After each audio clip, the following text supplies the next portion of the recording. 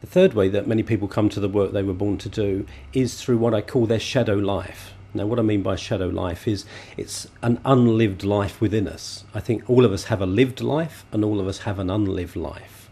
And I think that between the two stands the resistance that I was talking about earlier. And the unlived life is what I call the shadow life. It's a part of us that we haven't really brought out yet. So it shows up in a number of different ways. I think often it shows up in that we want to be creative in some way. The work we're born to do is often about being creative. So we put ourselves around the creative area that we're interested in. So, for example, we might want to write a book. So we go and work in a bookshop because we're around books and sometimes around authors. So we're kind of creatively engaged in the area that we're passionate about, but we're not quite putting our own creativity at the centre of our life. Another example might be you want to direct a film, but you become an extra on a film set. So at least you're around films or something like that. In my case, what happened was I got involved in something called Alternatives at St James's in Piccadilly, and for many years I organised a lecture series for people that gave talks and workshops.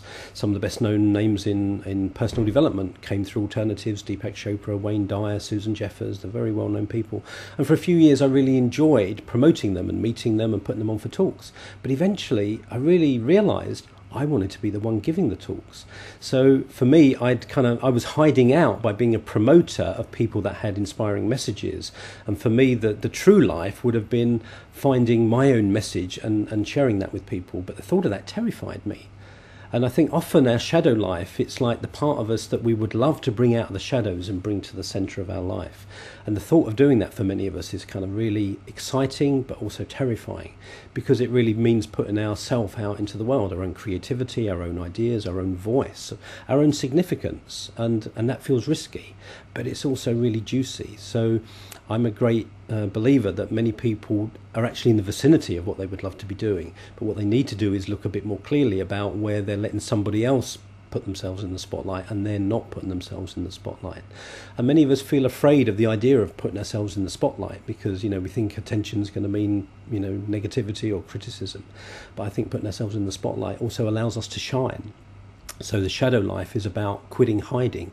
It's about showing up in our own life and being authentically ourselves. Because I think when we do that, we inspire people. And yet we're terrified to do it and we're excited to do it. So, it's coming out of the shadows and putting ourselves centre stage in our own life.